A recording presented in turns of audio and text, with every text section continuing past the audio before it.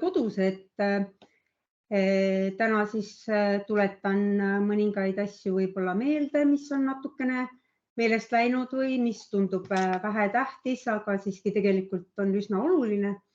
Et räägime siis karjadest ja andmetest ja nende tähtsusest ja ka natukene ikkagi lihajootluse geneetilisest hindamisest, et kuna see on nii-öelda minu töö ja leib, et siis tahan ka seoseid sinnani välja viia.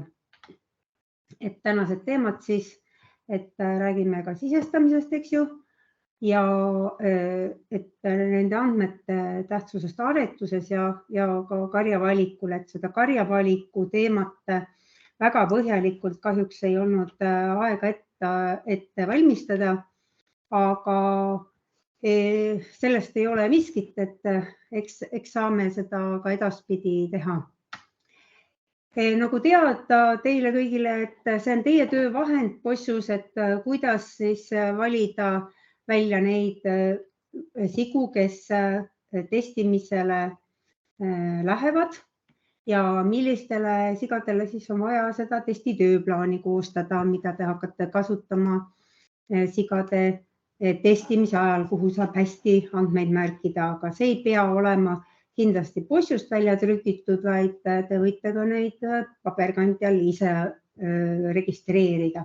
Aga see on lihtsalt üks võimalus, et saab valida siin tõu järgi, eks ju, miinimum, maksimum vanus, panen paika, mis kuupäeval ma tahan testima hakata ja leian sobilikud pesakonnad. Ja see on siis ja algdokumendiks võibki siis olla possutesti tööplaan või siis ka mõni teine paberkandja. Ja seal märgime kenasti ära karjatesti ajal mõõdetud andmed ja ka välimikupunktid. Et siin on tehtud üks nii-öelda näidis, et siin on selle ühe ema pesakond, siis ema 1756 ja on siin aprillis sündinud. Parasjagu on nad 148 päevased.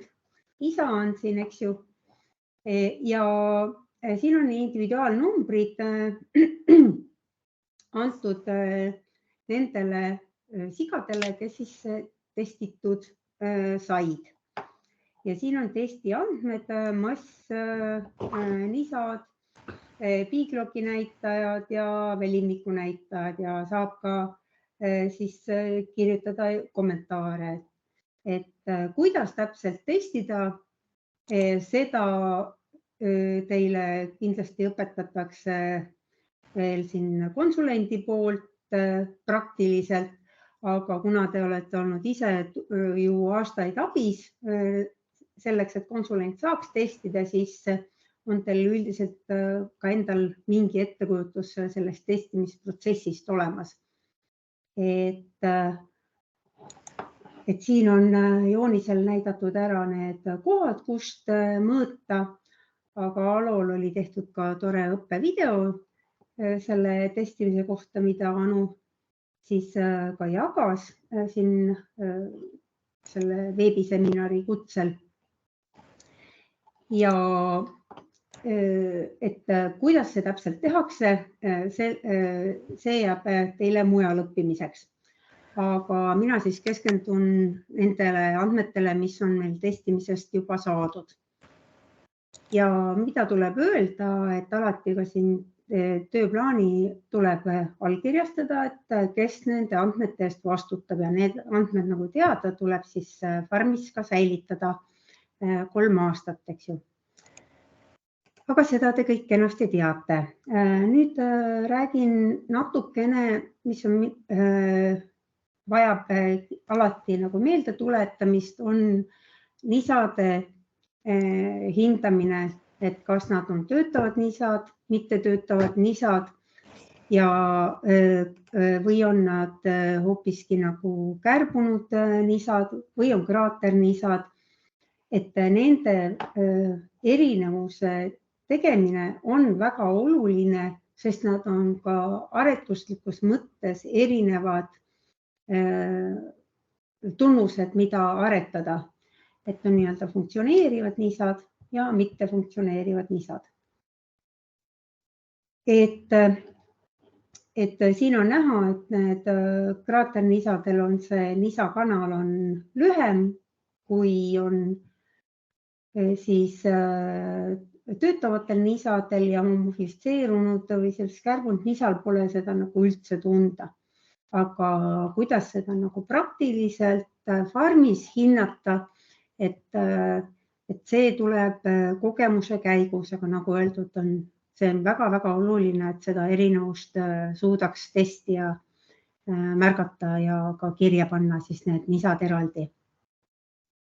Et nisade arv on, nagu te teate, üsna hästi päritav ja ka mittefunktsionaalsete nisade arv on hästi päritav. Nii et igal juhul me ju soovime, et need nisad, mis emisel on, et need ka päriselt töötaks.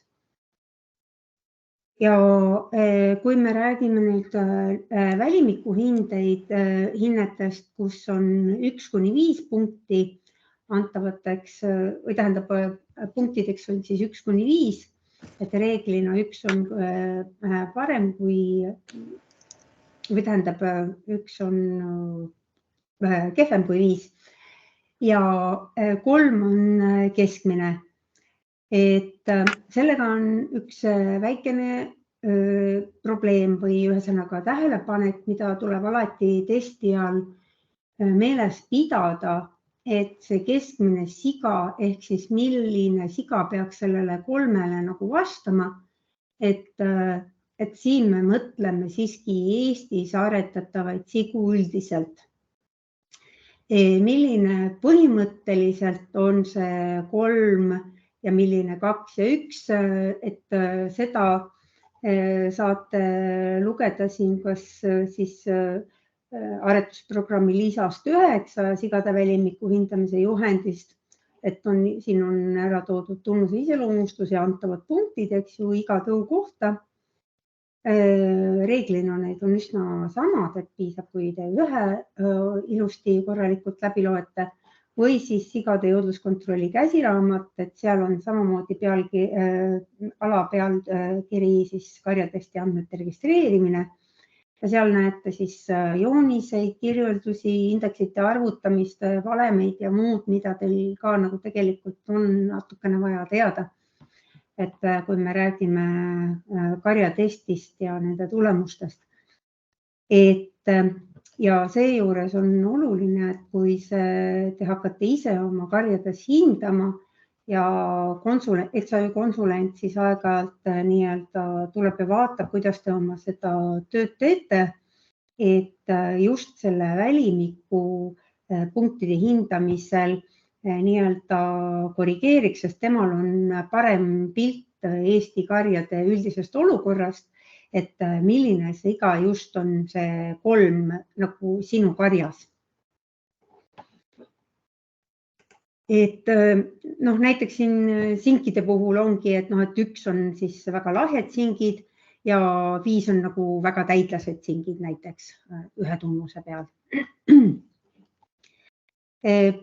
Kui ma vaatasin siin natukene siis peaaegu 3 viimase aasta hindepunkte ja nende jaotusi, siis on selles suhtes on olukord on jah, natukene, kuidas siis öelda, ootuspärane, et siin ei ole midagi muutunud viimaste aastate jooksul. Et neid erisusi 3 erinevaid hindepunkte antakse väga vähestele loomadele. Et ma panin siia just nimelt loomade arvud, mitte protsendid, sest et kui me siin võtame, eks ju, et on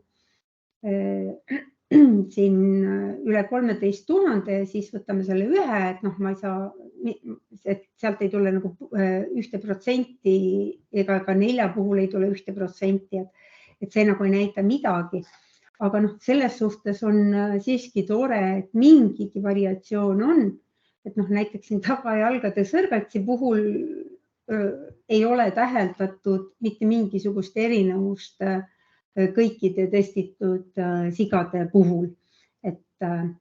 Ja kui nüüd, kuidas ma ütlen, lihtsalt nii-öelda märkuseks, et kui tahta kunagi kasutada neid välimikupunkte geneetilises hindamises, siis see on üsna võimatu, sest et praegusel juhul me näeme, et normaaljaotus täiesti puudub nendel tunnustel, ehk siis valikut ei ole olemas. Aga noh, ja see ka näitab seda, et tegelikult me testime eelselekteeritud sigu, ehk siis me ei tea tegelikult, kuidas see välimiku erinevate tunnuste variatsioon meil reaalselt karjas on, et kuidas see jaotus tegelikult välja nagu näeb, et see on ainult nii-öelda karja aretusspetsialisti enda tunnetus, et kuidas need tegelikult laudas siis need asjad on. Ja nagu ikka, et kui testime, siis on tarvis ka märgistada, eks ju.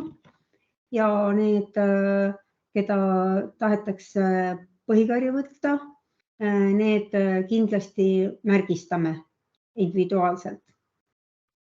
Ja see individuaalnumber, siin see keskmine number, mis siin pildi peal on, see 1731, peab siis olema karjasiseselt kordumatu üheaegselt karjas olevatel loomadel.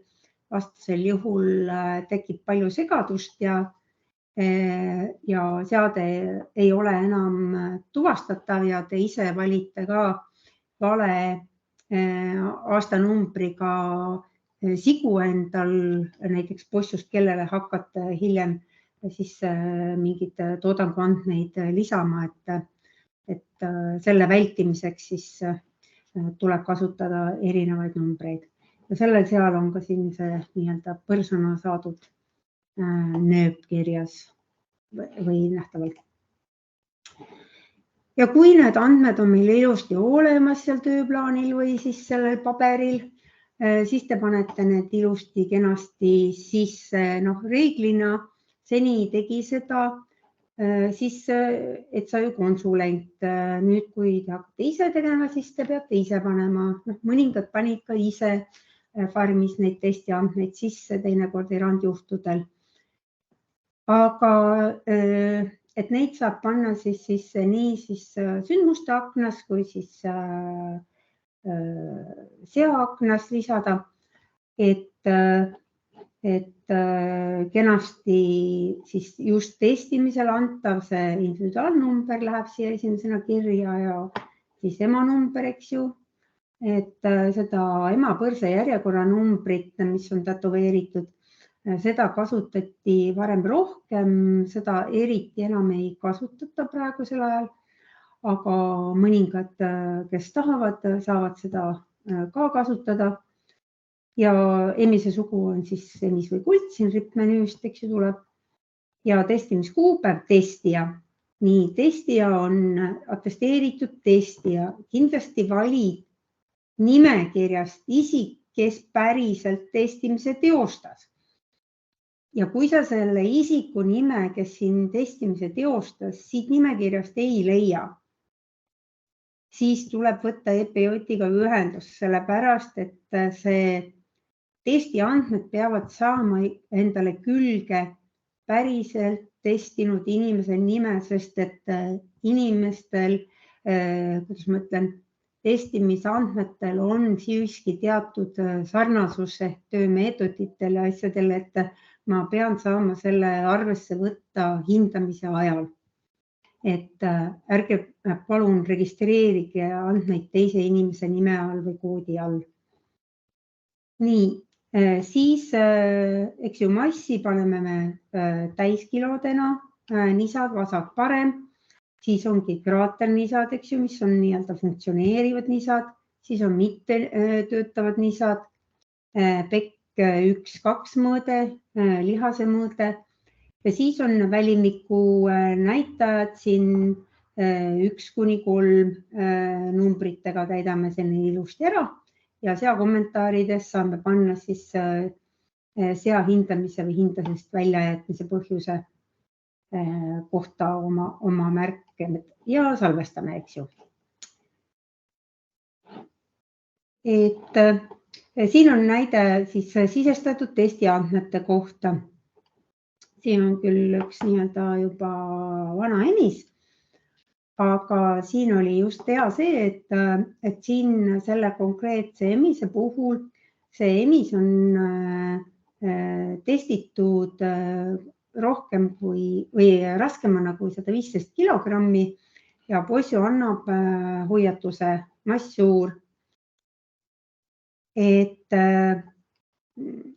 see on just oluline, et see testimise aparaat Biglock 105 on kõige õigem just sellise kaalumisvahemiku juures, et ta korrigeerib valemeid siis õigesti, et need regressiooni koefitsiendid on siis õiged. Et paraku on see vahemik andmete õigsuse puhul oluline.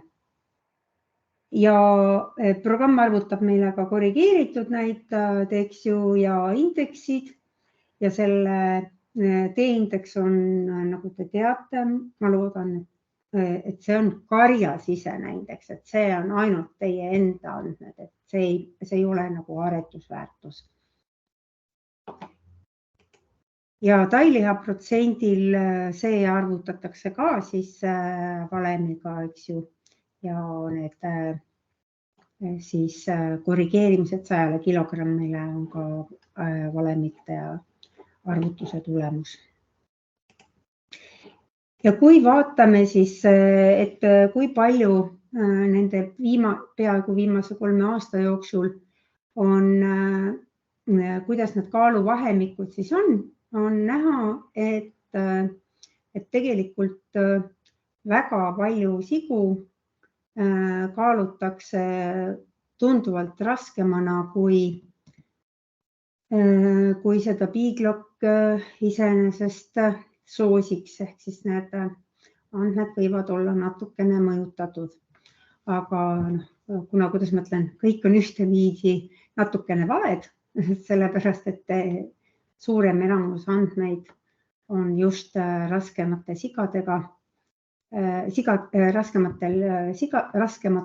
sigadelt ja eks see on sellepärast, et ei olnud testijaid ja sigu võeti kauem enne, kui need testiti ja need vahemikud on nagu natukene suuremad. Aga kui testijateks hakata teie ise oma farmis, siis saab sigade testimist nihutada palju sobivamale ajale ehk siis kehakaalule ja neid saab testida palju suuremas mahus kui seni, mis on ainult positiivne.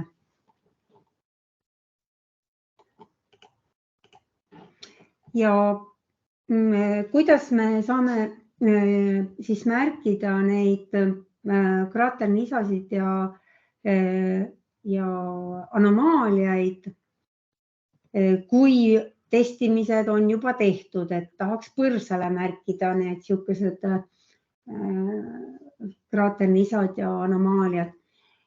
Isegi kui ta ei ole testitud, siis selleks on possus võimalus olemas, et neid saab panna nii sündmuste aknas kui sea aknas. Siin on näha, et valime ilusti arvu ja siis valime õige koodi ja saame need andmed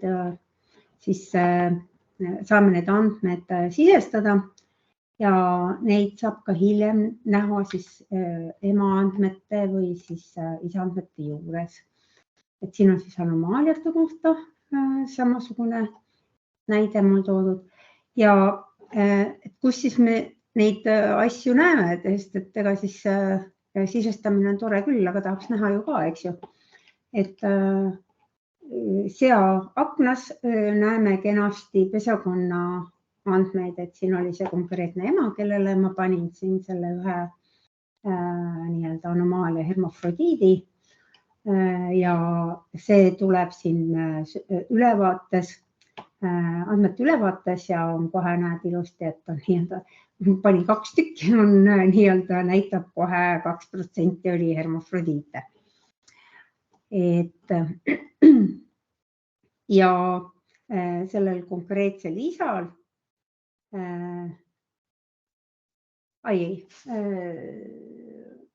sellel konkreetsel isal, kes siis oli selle pesakonna kuldiks, siis tuleb ka siia ilusti see järglaste anomaaliad, hermafrodiite 2 tükki. Siin varasemalt on olnud sisestatud näiteks 5 väärarengut sellele. Et seda näete te siit. Aga vabandust, läks liiga palju. Nii, kuldikaardil seda näete, kui mingile lingile klikite aretusväärtuste kodulehel kuldi numbrile, siis tuleb kuldikaart lahti, eks ju. Ja siis seal on ka näha selle kuldi kasutamise all on välja toodud anomaaliate arv ja kraaternisade protsent. No, siin, kuna see on üks teine kult küll, see on praegu kasutuses kult, et tegin sellest kuldikaardist väikese äralõike. Et siin selleks, et see protsent suurem kui 0 saaks, selleks peaksid see kraaternisadel olema suurem esinemissagedus ja siis see moodustaks ka mingi kas või 1% siis. Ja siin see kodulehel on võimalik vaadata ka omanike lõikes anomaaliaid, et hinnang ümberhindlusele kuldi omanike lõikes on link kodulehel ja siia sisestate üles siis eelmise omaniku koodi ja siin on peenikeste joontega on võimalik vaadata siis kuldi omanike kaupa ümberhindlusi number 1, et siit avaneb uus akendust, siis saate otsingu teha. Aga siin on ka olemas anomaaliate kohta, siis nii-öelda peidetud siia nende täppide alla järgmine aken, mis siis avaneb anomaaliate kohta, et ongi siin on see emise omanik, eks ju, sinna ja siis ja ka kuldi omanike lõikes. Et näiteks siin on aretusühistu kohta tehtud see, siin on vana joonis, aga see iseenesest sisu ei muuda, et siin on näha, et ei ole, anomaaliaid on siis 5 tükki ja nendel kultidel igal mõni ja erinev siis siin on peitmunandilus just hermafrodiiti ja et need on siis olulised selleks, et kui neid anomaaliaid farmides ei vaevuta sisenema, siis neid ei tule ka siia aretusühistu kultidele ja see nii-öelda peidetud teadmine, kui see jääb registreerimata lihtsalt, kuidas ma ütlen, mugavuse tõttu, et nii on lihtsam. Ja välimiku hinded, siis seda nende ülevaadet näeme testitud loomade keskmised tulemused perioodis trükisel, see on siis Boschu trükis. Ja siin on tõugude kaupa ilusti näha. Siin konkreetselt on siis ongi 2 või 3 aasta ühe farmi peal tehtud siuke väike väljavõte. Ja siin on näha, et siiski välimiku hinnetel on väike variatsioon, vaatamata sellele, et need testitavad loomad on juba eelnevalt välja selekteeritud, et kõige kehvemaid sinna reeglina hulka ei satu. Ja seepärast on ka näha siin, et siin on need vahemikud on 3 kuni 3,3 siis näiteks, et mingid need näitajad on olnud näiteks 4 ja ka 5, eks ju. Et see variatsioon, nagu on öeldud, on tibakese oluline, sest kui pole variatsiooni, siis teil ei ole ju millegi vahel valida. Et siis ei ole nendest andmetest väga palju kasu.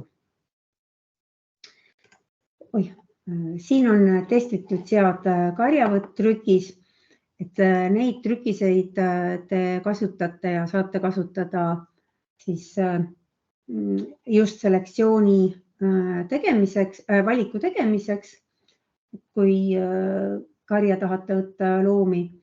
Et siin on hästi oluline, et iga kari või karjaspetsialist, aretusspetsialist peab siiski teadma, millest tema karja puudused on, et kas on probleemid seal noorte kasvuga või on pekiga või on lihasega või on nisadega, või on mitu tunnust, et siin possus on see suurepärane võimalus, et on võimalik veerge sortida, ümber tõsta, seda asja on võimalik ka Excelisse võtta, kui veel põhjalikumalt tahta neid andmeid nagu kuidagi reastada, analüüsida, et siin on siis konkreetselt praegu näites siis karja võtmata 7 testitud siga, mida sain näidata, need on siin oktoobris testitud ja reastasin siis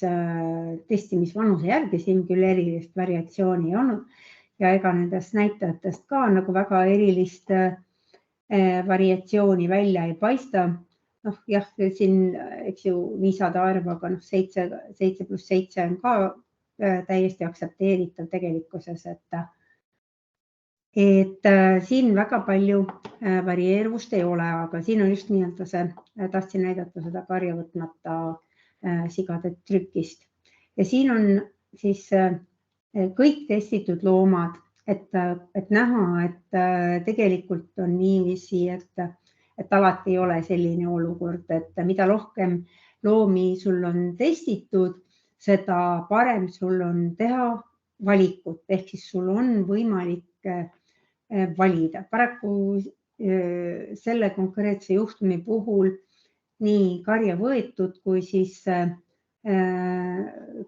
kõik loomad, nende arv klapib, ehk siis mitte ühtegi siga ei ole siin aretusest välja jäetud, kes oleks juba testitud. Aga kui nüüd vaadata siin, siis on vaja võtta nagu puustetõulisi, et siin juba natukene saaks küll mõningad välja jätta ja teised sisse võtta, et jah, et niisadega väga ei noriks. Aga no siin, kui me räägime aretusloomast, siis siin, eks ju, see peki näitaja on 8, et kas see on minu farmis nagu jätkusuutlik peki paksus emise puhul või mitte nii väga, et seda teate te muidugi ise paremini, aga lihtsalt, et näeb neid erinevusi, et näiteks, et emise puhul on ju oluline see, et tal oleks pekki, aga ei oleks seda liiga palju ega ka liiga vähe, sest et ressurssi peab olema, et neid põrsaid toota. Ja siin ainuüksi selle pealt saaks juba natukene valikut teha. Muidugi saab neid siin sorteerida, vaadata tõukombinatsioonide järgi, et siin on nagu tagantjärgi analüüsi jaoks, et millised siis need minu enda välja valitud sead siis tegelikult on olnud ja et kust, milliseid ma saan milliseid sigu valides ma saaksin endale veel parema lihajõudlusega karja, et kes kasvaksid kiiremini ja kellel oleks hea lihas, aga loomulikult ei saa siis tähelepanuta jätta nisasid, et siin on isegi 9+9 nisa, et täitsa soliidne. Ja alati on ju see, et nii nagu igal neljapäeval, nii ka täna tegin hommikupoolikul hindamise, hindasin sead geneetiliselt. Ja peale seda hindamist on võimalik teil tõmmata siis JKK info ja teha valikut Eesti andmete ja aretusväärtuste järgi. Ja see on jõudlusandmete tõttu ja aretusväärtuste tõttu, just jõudlusaretuse väärtuse pärast, me teostame seda geneetilist hindamist iga nädal. Kui kasvatajad neid väärtusi ei kasuta, siis on see geneetilise hindamisele kulutatud aeg ja ressurss maha visatud raha. Et need andmed on teie jaoks olulised, palun kasutage neid. See on üks võimalus valiku tegemiseks. Ja selles suhtes ongi nagu, kuidas ma ütlen, praegu on üsna kurb olukord, kui me vaatame siis neid hinnatud kulte ja nende aretusväärtusi seal, kes on avaldatud, siis juba mitu nädalat need punastes kastides numbrid ei muutu, sellepärast, et kuidas ma ütlen, kui järglaste järgi testimisel järglaste arv ja karjade arv ei suurene, ehk siis andmed ei lisandu, siis ka aretusväärtused ei saa muutuda. Just jõudluse aretusväärtused. Jah, seemenduste arvud muutuvad ilusti, aga paraku jõudluse aretusväärtuse osas ei toimu mingeid arenguid. Jah, siin viljakuse aretusväärtust saab hinnata, sest et viljakuse andmed tulevad ja neid saab muuta siis hindamise käigus. Mis siin on ka näha, on see, et siin on põlvnemisindeksid paljudel testpultidel. Siin on mul ainult üks väljavõte sellest testpultide nimistust. Probleemiks on just see, et importpultidele tekivad aretusväärtused alles siis, kui nende järglased siis hakkavad oma tulemusi andma selleks, et pulti saaks hinnata. Ja senimani, kuni neid järglaste andmeid seal ei ole, sest tal oma testihinded puuduvad, siis tal jääbki põlvnemisindeks. Et ses suhtes on natukene, kuidas ma ütlen, kurb ja kuna nad kõik on siin norrakad, siis neil on põlvnemisindeksid on samad, et tegelikult me ei saa hinnata oma kulte praegu geneetiliselt, et see on kõik andmete puudumise tagajärjel, aga ma väga loodan, et õige pea meil see olukord muutub ja me hakkame usinasti karjas testimist läbi viima. Et geneetilisest hindamisest, et nagu te teate, siis me teeme geneetilist hindamist 3 tunnusele, mis karjatestiga on meil, mille kohta on andmed tõmmatud või tähendab andmed saadud, et seljapiki paksus, seljalihase läbivõlt ja juurdekasv, mis on siis arvutatud näitaja. Et nagu öeldud, soovituslik on siis just selline kaaluvahemik, aga paraku nagu öeldud, et meie reaalsus on natukene teine ja seetõttu me peame aktsepteerima natukene suuremaid vahemikke. Ja ennem kui andmed lähevad geneetilisse hindamisse, me teeme lähteandmete kontrolli, et kas need andmed siis kaasata sigade geneetilisse hindamisse või mitte. Ja testimisel puhul on siin praegu sellised piirmäärad. Võin öelda, et ka nende üsna laiade piirmääradega on piisavalt ebameeldivalt palju loomi, kes ei mahu nendesse piiridesse. Esiteks on see, et näiteks tehniku number puudub. Aga see ei ole piiridega seotud, eks ju, aga tehnik peab olema kindlasti märgitud ja õige tehnik, see, kes teostas selle. Ja siis on see, et näiteks, et sead on liiga vanad või siis liiga rasked. Neid siis käesoleval aastal on olnud circa 84 siga, kes on olnud liiga vanad ja liiga rasked. Et need ei mahu nendesse piiridesse, et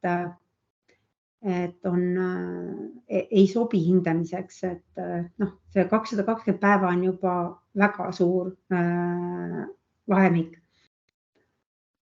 Ja siis ka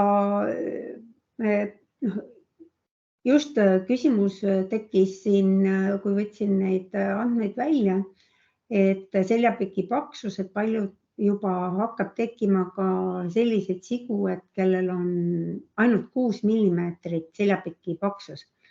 Et tekib küsimus, et kas me peaksime alampiiri muutma. Et jah, et see tekitab natukene küsimusi, arvestades seda, et tegu on ju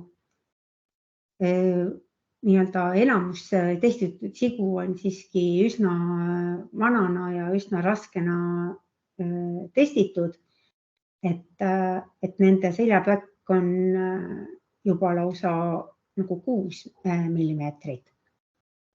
Ja sama asi on siis seljalihase läbimõõduga, mis on juba päris mitmetel juhtudel üle 70.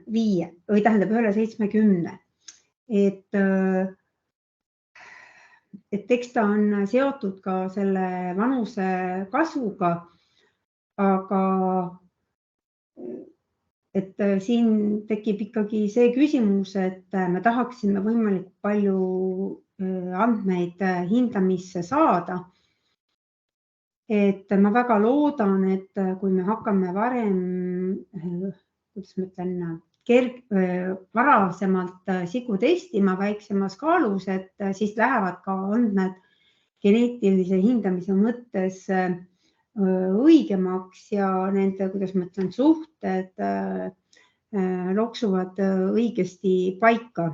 Et praegu on paraku üksjagu loomi, kes ei läbi seda hindamise lähteandmete kontrolli positiivselt, ehk siis need tuleb välja arvata andmetest. Ja mida me ka vaatame kindlasti on ju need looma tõulisus, et mis tõus ta on. Me hindame ju ainult valgeid tõugusid ja esimese põlvkonna ristandeid ning õigesti tagasiristatud sigu. Et mitte ja seejuures kontrollime selle tõu ja põlvnemise õigsust siis eellaste ja ema seemenduspoegimise andmete järgi. Et hindamisse lisatakse ainult kontrolli läbinud andmed. Ja kui kõik kuidas ma ütlen siis kontrollid on läbitud, siis võib öelda, et selle aasta andmetest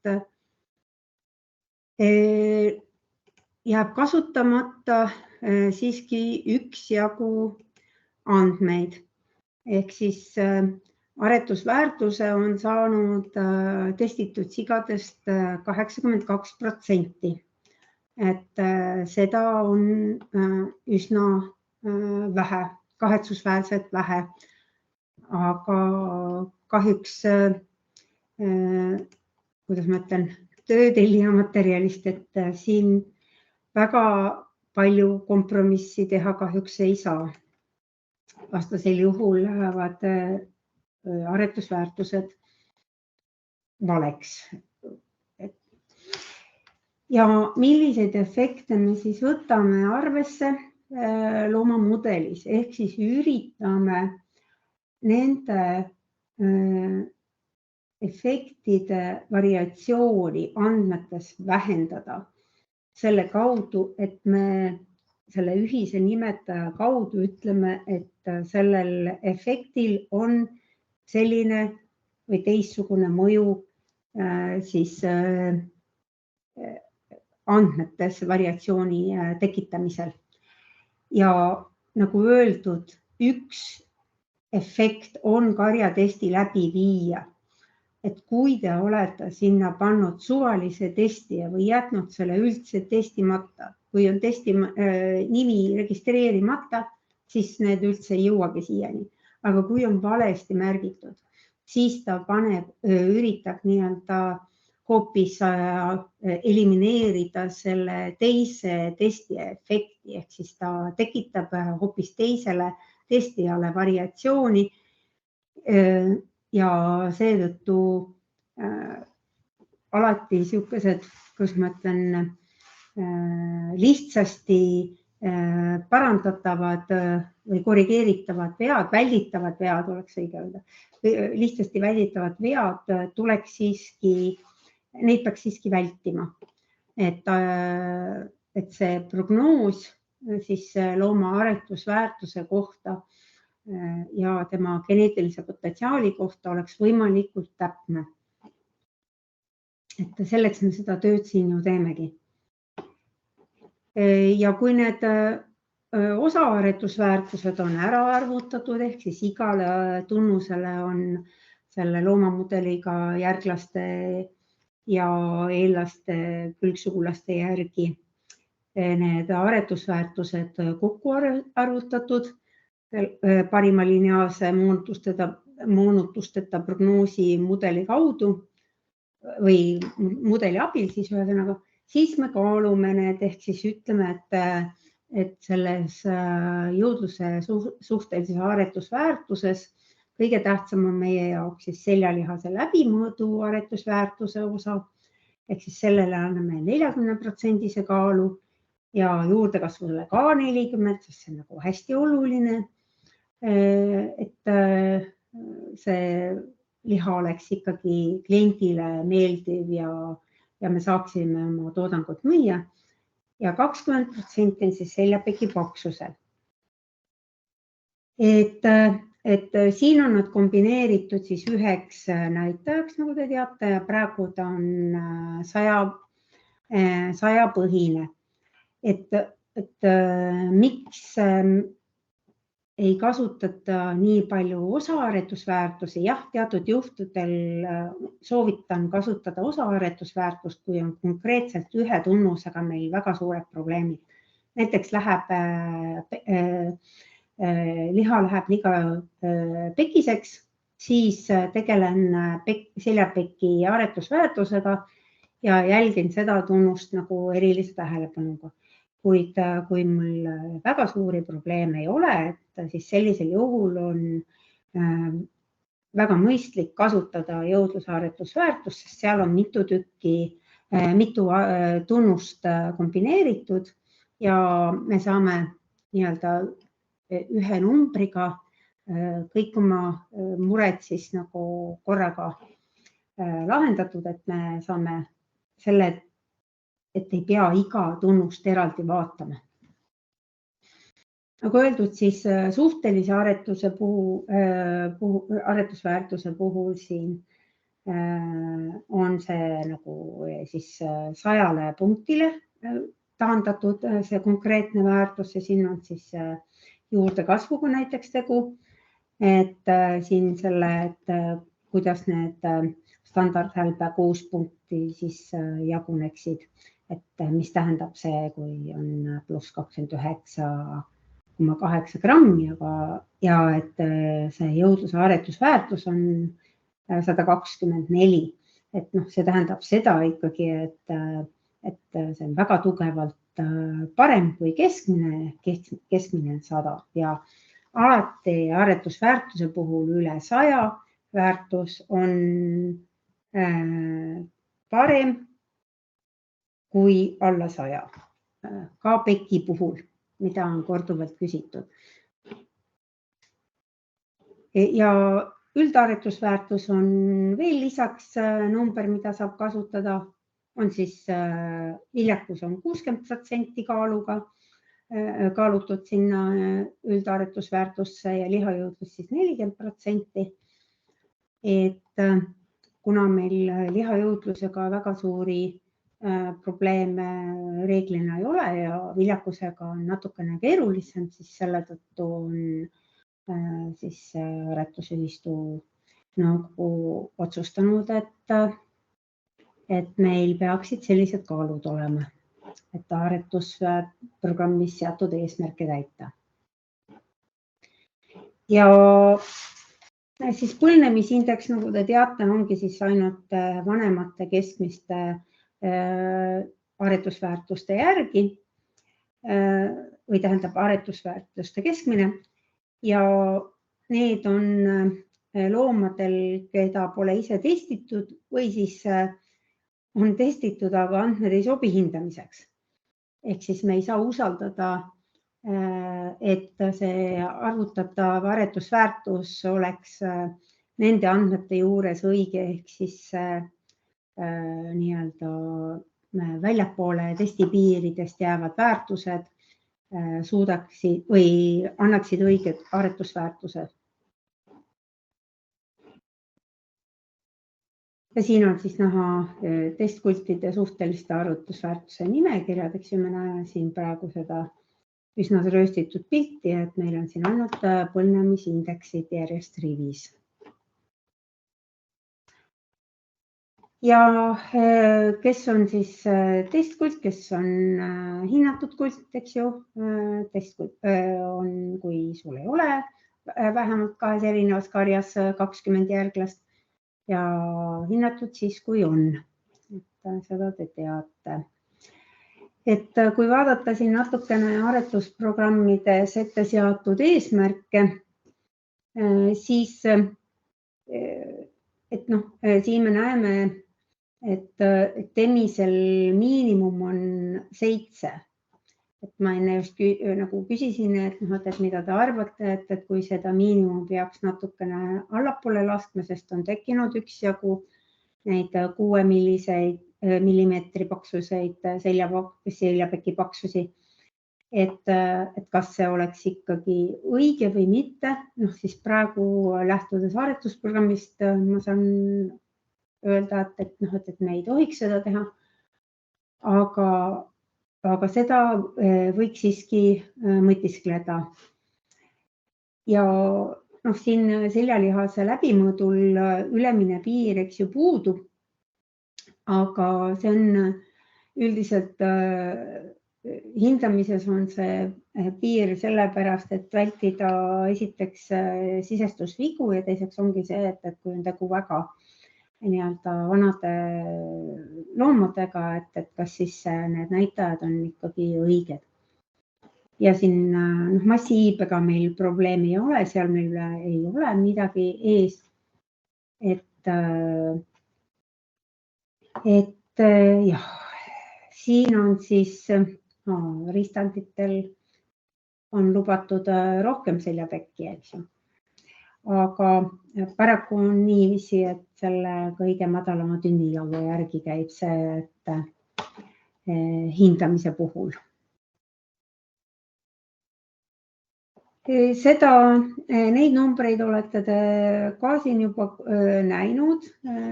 Ainukene, mida ma siit ütleksin veel, et jah, et see ööpäevane juurdekasv on vähenenud, pekk ja lihassilm on üsnagi stabiilne oma trendides. Et tänase päeva seisuga on siis testitud käesoleval aastal alla 4000 sea ja karta on, et see aasta me päris 4000 võib-olla ka ei suuda saavutada. Et praegu on siis 3856 siga testitud sellel aastal. Nii, kui seljapeki paksuse geneetilisest trendist rääkida, siis sellest oleme ka siin juba tibakese varem rääkinud, aga üldiselt jah, et tuletan meelde, et endiselt, et Yorkshire kipub jõulist seljapeki kasvu trendi näitama, et siin maatõug on tunduvalt tagasihoidlikum ja ka reaalsetes testiandmetes tõugude kaupa nägime sedasama trendi, et mitte ainult geneetilises. Aga lihassilm, nagu öeldud, nii testiandmed kui geneetiline trend on üsnagi sarnases tempos ja väga suurt arengut siin ei toimu, aga siiski on suurel valgel väikene eelis.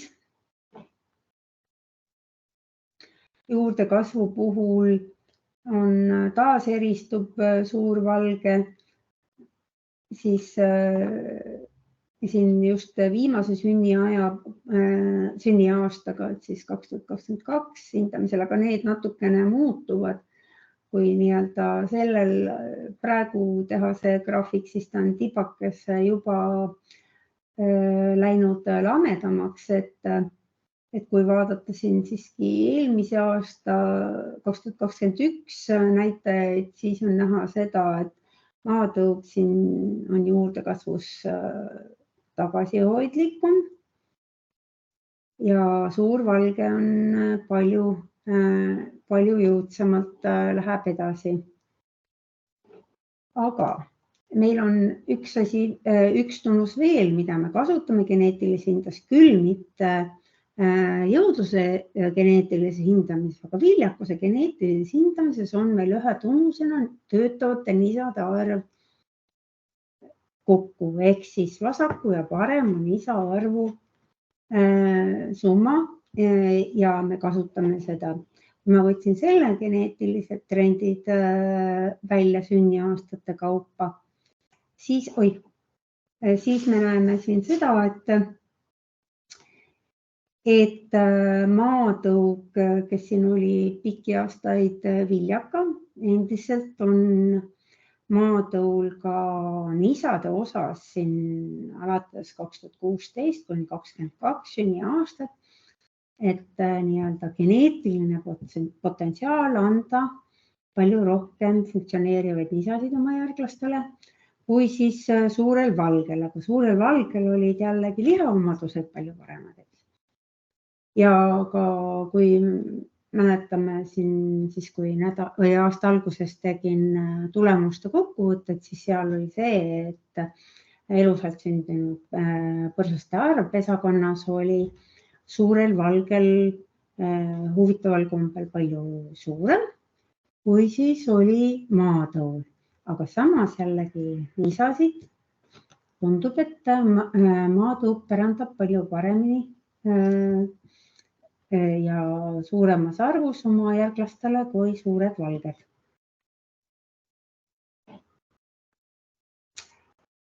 Ja et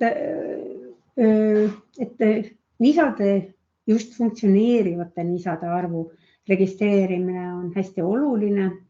Me kasutame seda geneetilisel hindamisel, me kasutame valikul. Et just sellepärast, et see on geneetiliselt korrelatsioonis teiste tunnustega, mis on ka meie jaoks väga olulised selleks, et saada võimalikult palju põrsaid elusalt pesakonnast, et saada võimalikult palju põrsaid lõpuks voorutamisele, võimalikult palju põrsaid või nuumikuid siis nii-öelda karjavõtmiseks ja tapale viimiseks, et siin on oluline geneetiline korrelatsioon teiste tunnustega ja et nisad on väga tähtsad meie jaoks.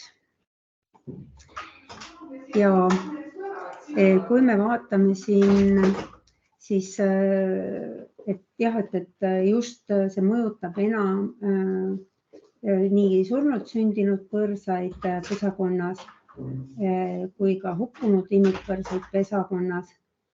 Et just hukkumised imetamisperioodil, et siin on siis nisade arvu vähenemisel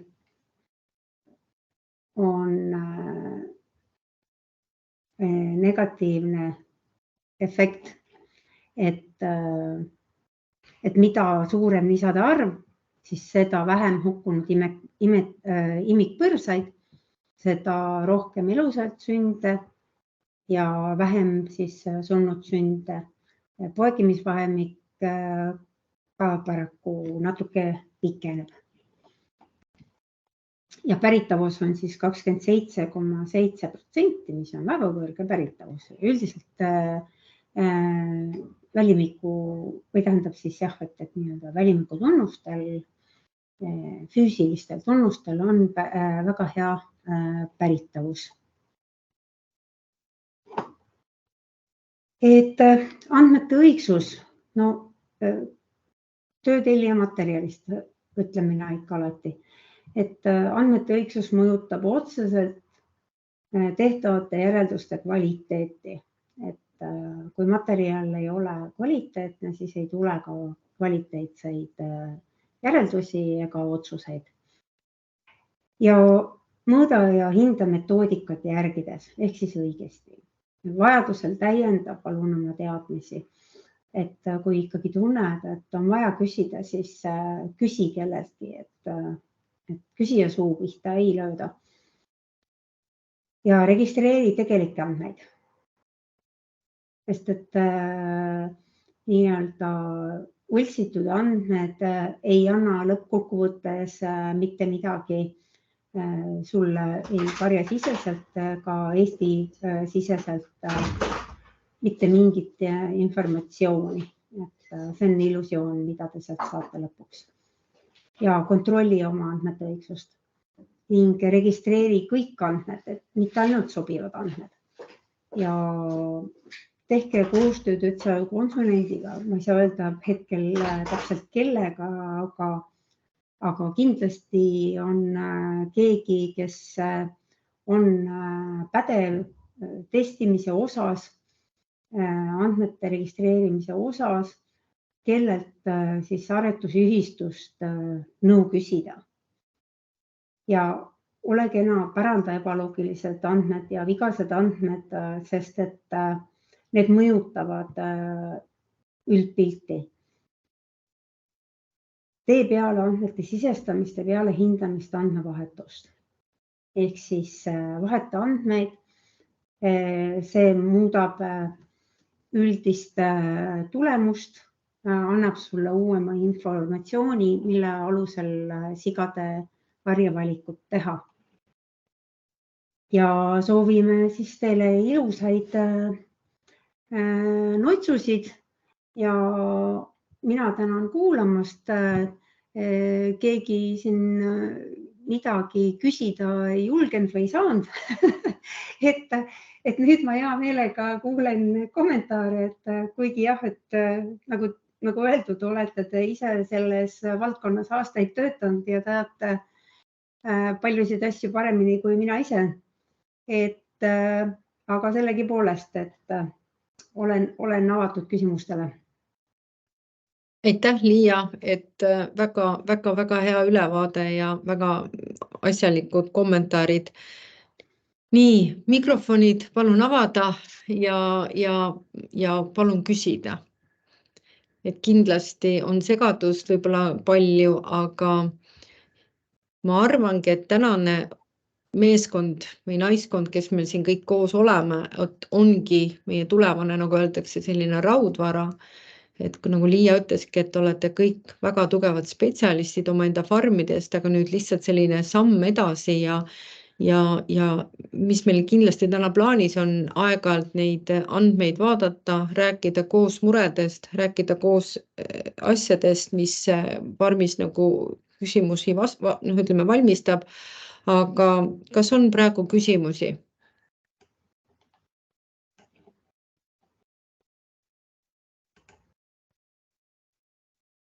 Mitte ühtegi küsimust. Kas kõik on nii segane, et ei ole ühtegi Ma arvan, et küsimust või kõik on nii selge, kõik juba teavad seda, mida ma neile rääkisin. Et ma väga loodan, et ei tunne, et oli nagu visatud aeg. Katrin ütleb, et küsimusi ei ole, et siis kõik on nagu väga selge. Anu, jah. Kuule, mul on selline küsimus, et kui nüüd see ükskord käima läheb, see farmide põhiline testimine, et tõenäoliselt on need piirid, ütleme seal testimisvanus ja kehamassid ja kõik, et siis peaks nagu need asjad ka ikkagi tõenäoliselt need vaadatakse läbi ja võib-olla seal on tõesti, et nüüd ütleme, Liia näitas seal ilusasti ära, et alates seal, jah, et 59 kuni 149, eks ole, testimisvanus, et siis ütleme, oleks nagu kõigil hea, ütleme, piir, et ma ei tea, see 150 päeva, eks ole, ja 100 kilo ja et ütleme, siis oleks need, ütleme, testimise andmed oleks kõigile nagu õige tulemusega.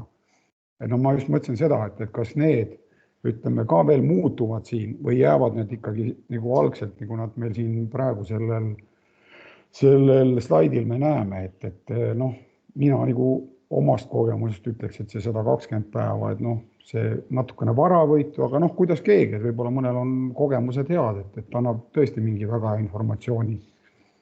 Ja ma seda tahtsingi nagu küsida, et kas need muutuvad või jäävad paika. Ja eks see sõltub ka seljapeki paksus ka, et loomulikult, et mida vanem ja raskem siga, seda rohkem on ka seljapekki, aga lihtsalt, et saada õigsed tulemused, et siis peaks nagu natukene midagi liigutama siit. Aitäh!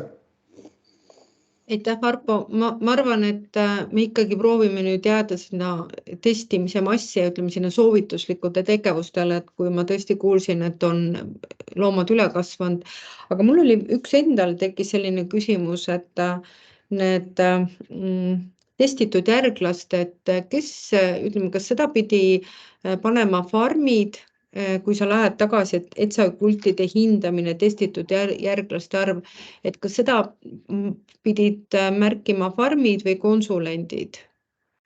Et seda tabelit nagu õiglaseks või?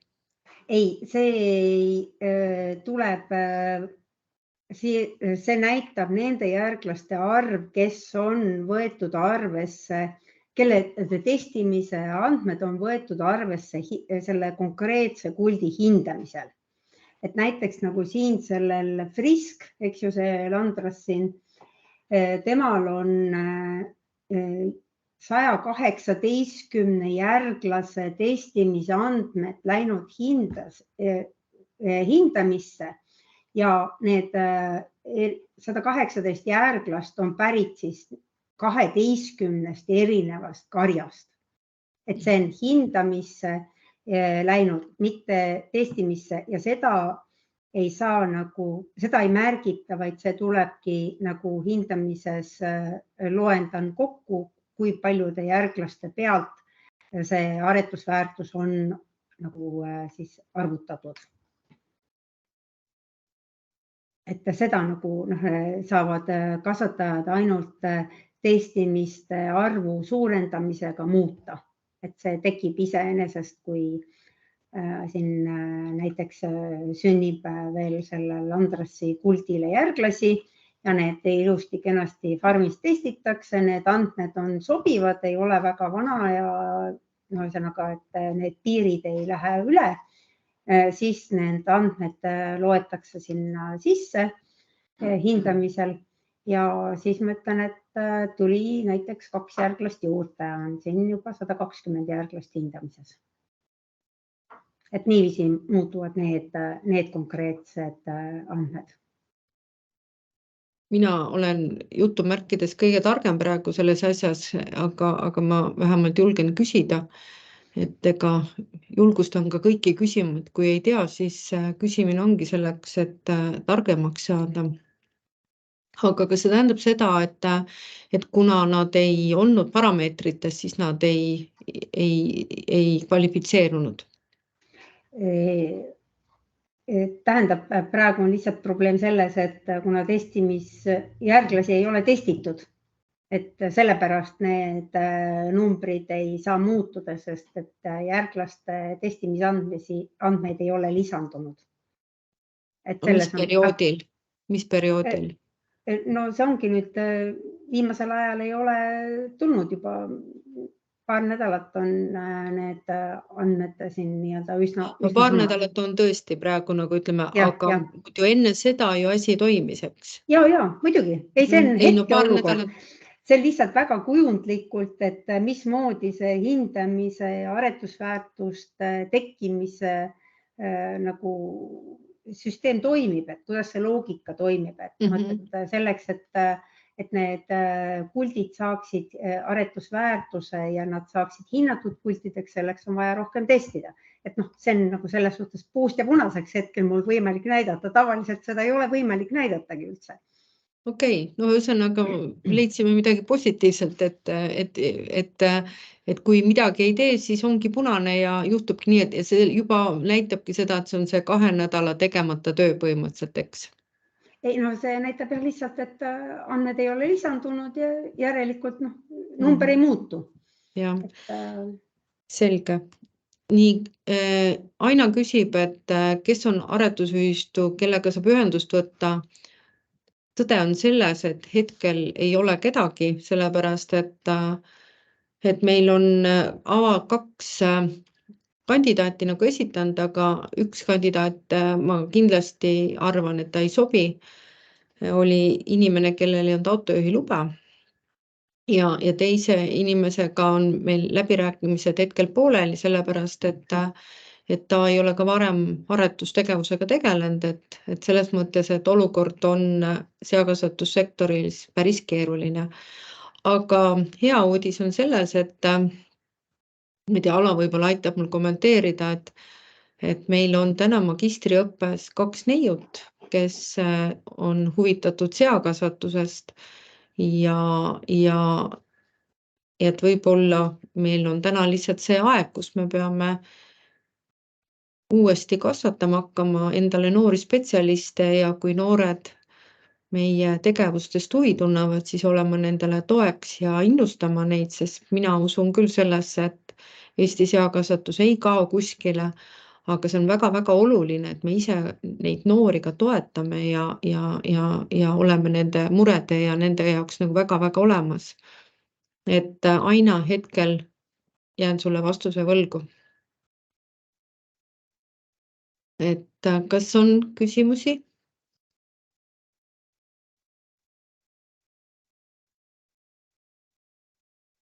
Tundub, et ei ole.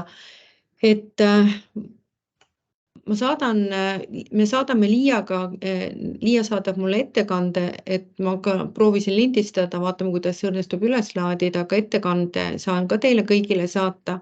See on üks asi.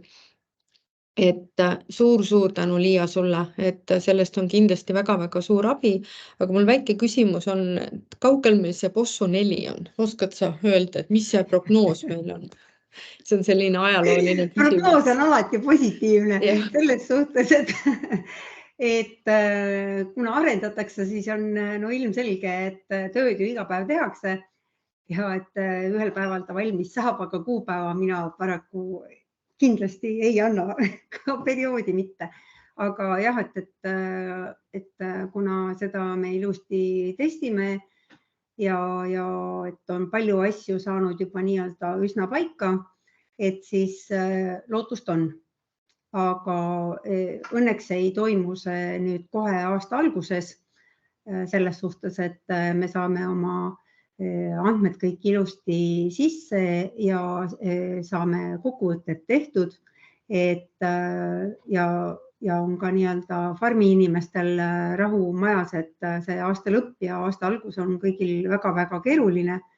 Et ütlen teile rahustuseks, et väga suure tõenäosusega, et me ei hakka üle minema kohe aasta alguses jaanuarikuus, et kindlasti jääb see natukene kaugemasse perioodi. Aga jah, et juba hakkab nii-öelda asi vormuma. Et valgus juba paistab? No mina näen, aga ma olen ka natuke positiivne võib-olla. et juba jah, väga suur töö on ära tehtud, et seda saaks hakata kasutama mingil hetkel. Aga ma ei oska öelda, testimise käigus võib selguda erinevaid asju, et selles suhtes, et tuleb olla ka realist, aga juba on lootust. Suur tänu. Ja nüüd ma võtaks ette piiklokki teemad, et ma tean, et osades farmides on piiklokid olemas ja me praegu teoreetiliselt oleme kokku leppinud niimoodi, et spermaauto toob farmi piikloki ja Aarne hakkab seda piikloki süsteemi koordineerima. Ja nüüd oleks vaja meil lihtsalt teada, et seda graafikut, et milline farm piiklokki, mis hetkel tahab. Et see on nagu hästi oluline meil nagu ühiselt kokku leppida. Et ma arvan, et me teeme selle kohta sellise tuudlitabeli, kus on näha need soovid, et siis me saame siit koordineerida ja siis Jaarne juurde tuleb see piiklokk tagasi, et me leppisime niimoodi kokku. Karinil on testimisega kiire. Ja, et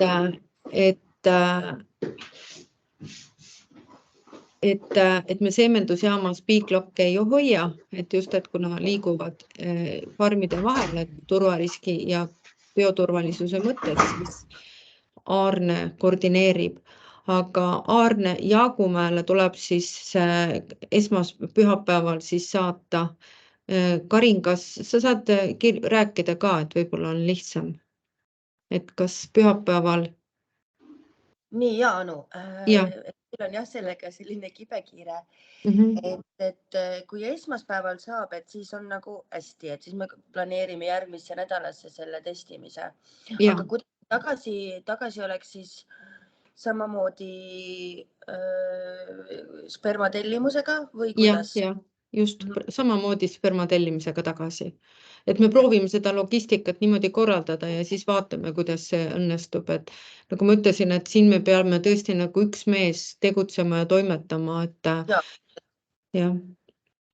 Et ma usun, et me koos saame hakkama ja lahendame selle probleemiga ära. Meil väikseid mõtteid on, kuidas edasi liikuda, aga ma väga kõvasti praegu neid mõtteid ei räägi, kui asjad täpselt selged on. Aga ütleme niimoodi, et plaan on, aga nagu öeldakse, et inimene teeb plaani, aga Jumal juhib. Nii, et piiklokkidega siis on jah niimoodi, et Aarnega koos Aarne koordineerib siis piiklokki tegevus, piiklokki transportimist. Aarne, kas sa oled olemas? Jaagumäele esmaspäeval. Ja.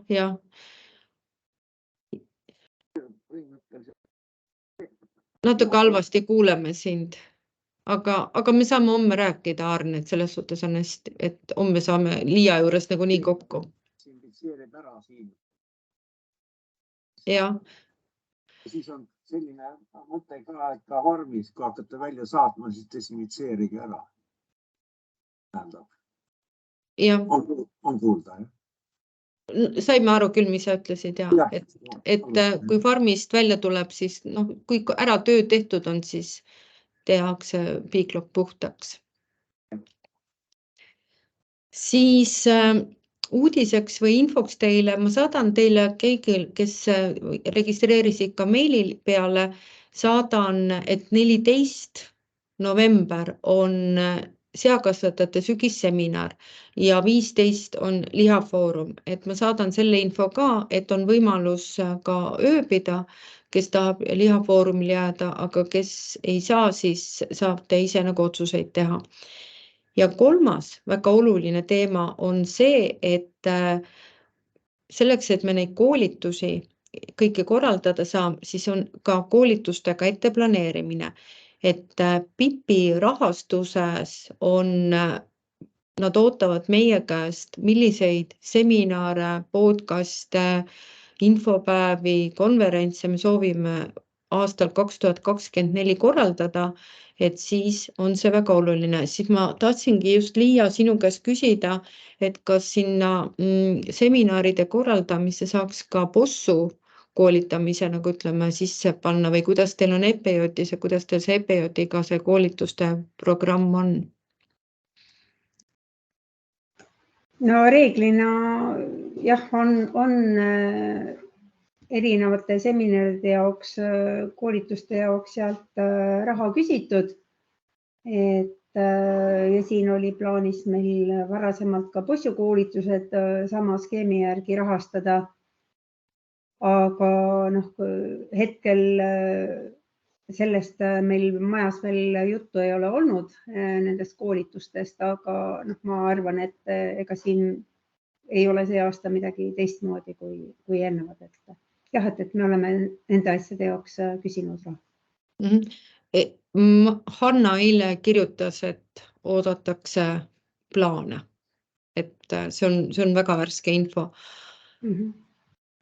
Et palun vastake, et kui ma teile kirjutan, et siis ma väga-väga ootan tagasisidet ja me saame ainult siis koos rääkida või koos liikuda nende teemadega, kui tekib meil dialoog.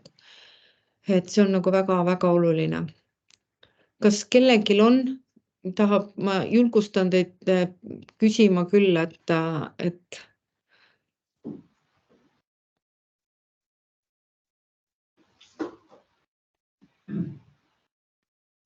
vaikus. Aga hästi, et päev on kiire ja ma tänan teid, et tulite, te olite ja ma arvan, et me koos saame selle innovatsiooni, ehk see ongi see, et see on küll selline moodne sõna, aga ma arvan, et me elame muutuste ajal ja iga olukord teeb meid järjest tugevamaks ja targemaks, kui me oleme orienteeritud lahendustele. Nii et suur tänu sulle, Liia, meie kohtume sinuga juba homme ja siis me saame neid teemasid veel kõiki üle rääkida. Aga aitäh teile kõigile ja kohtumisteni. Ja meil on väike selline plaan ka, et ikkagi teha selliseid veebikohtumisi ja jagada oma muresi. Ja tahame teha siis ka kultidest ülevaadet, et Jaanika saab teile hakata ka kultidest ülevaadet tegema, et kuidas meil ka seemendusjaamas on ja et ma arvan, et see silla ehitamine, ütleme, farmijuhtidega, ega ma arvan, et tänu tänapäevasel ühiskonna võimalustel on see suurepärane, ei pea sõitma ja saame koos rääkida asju. Aitäh teile ja nägemist. Ja aitäh.